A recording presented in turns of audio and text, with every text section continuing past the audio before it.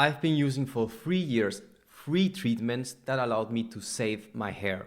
The Dermaroller, Minoxidil, and lastly Finasteride. This was me before the treatments and now with a full hair growth restoration. But using these treatments comes with a high risk. And not only that, many people are very confused about how to use them properly and want to know if I had any side effects. So today I will answer the most common questions people have in order to understand how to use these treatments the right way. And I will show you my own results after 3 years of using these treatments, including my actual before and after results of only using Finasteride, and now 3 years after adding Minoxidil and the Dermaroller to my hair routine. Let's start by talking about the first treatment, the Dermaroller, also known as microneedling. What microneedling device do I recommend? When it comes to choosing the right microneedling device, there are usually 3 options. And I want to be completely honest here. You can either go with the cheapest option, which is the Dermaroller, the mid-priced Derma stamp, or the Derma pen. I still use the Dermaroller as it's the most user-friendly device. But the good thing about the Derma stamp and the Derma pen is that you can actually adjust the needle size. So I've started to implement the Derma pen into my hair routine in combination with the Dermaroller. Which brings me to the next question. What's the best needle size?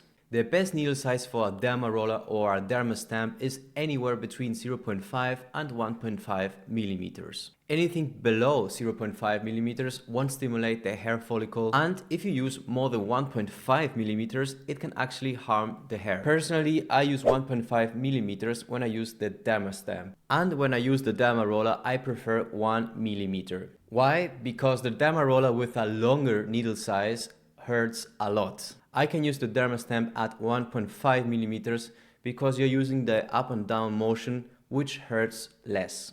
How often do I microneedle? I microneedle only once a week. I don't microneedle more often because that is bad. Microneedling creates tiny wounds that stimulate collagen and elastin fiber production. And even though those wounds are small, the skin still needs time to recover. So if I don't let it heal properly, I damage my skin even more and I wouldn't see the best results. Of course, microneedling alone wouldn't have given me the same results without the next treatment.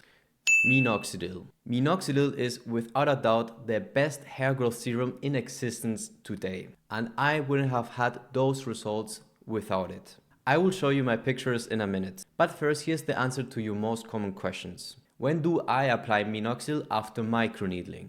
A lot of people think I should wait 24 hours after microneedling to apply Minoxidil to the skin. And yes, that is true. To be on the safe side, you should too. But personally, I now apply Minoxidil right after microneedling because it can give better and faster results. Let me be clear, I think you should also wait 24 hours if you want to be cautious. I'm not a doctor, I'm just sharing what worked best for me. How much Minoxidil do I use? I use exactly 1 milliliter of Minoxidil every day before going to bed.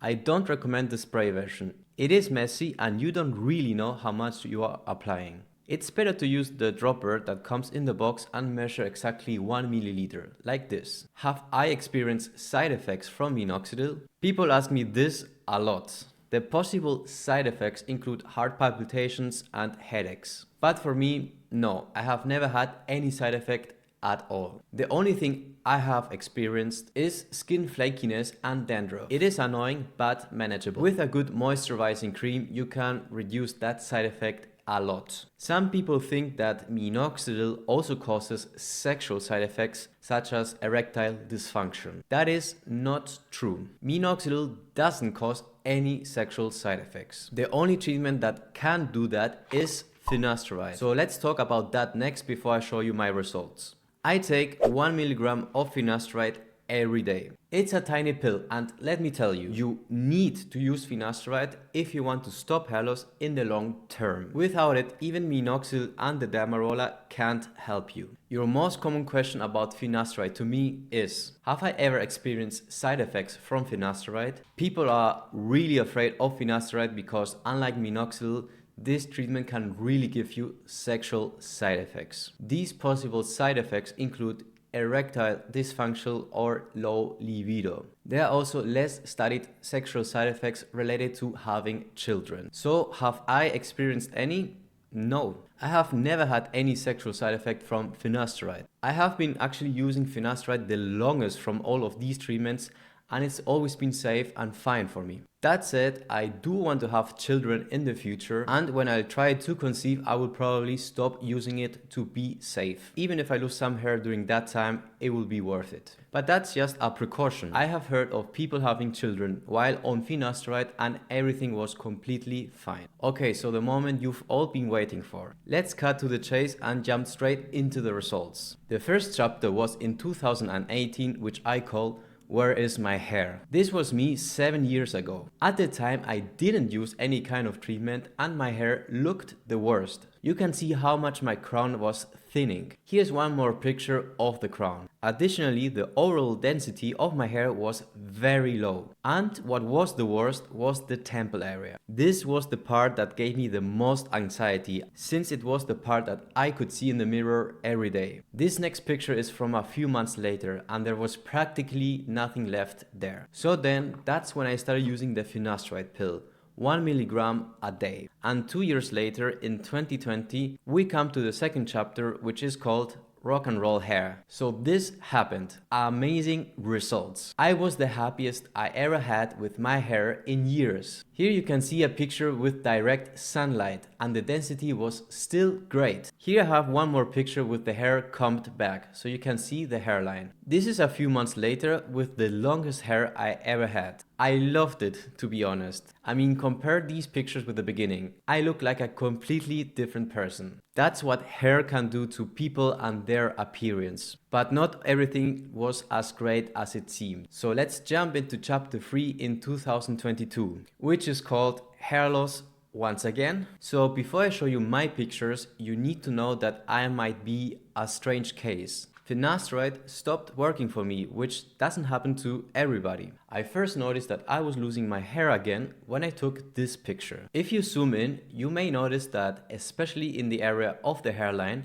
I was receding again. Once that happens, it is advisable to stay calm as it might be a temporary shedding phase. But in my case, it wasn't. A few months later, my hair was not improving. On the contrary, it was worsening again. Let me be clear, the 4 years I managed to regain my hair on finasteride were incredible, so I don't regret at all having used it. But the reality of my situation was that I was losing my hair again. Here's one picture showing the temple area, much worse than before. And then on the back, the crown was also starting to show again. It was not as bad as at the very beginning, but still concerning. So here's when I started using the before mentioned Minoxidil, 1 milliliter a day, and the Dermaroller once a week. This picture over here was from the first month of using these treatments. It probably looked worse here since I was at the peak of the usual shedding phase. But then just 3 months later, these were the results. Amazing new density. An unexpected benefit was that I also got new hairs here at the temple area. Okay, so this one is a picture after 1 year of using Minoxidil, the Dermaroller and finasteride.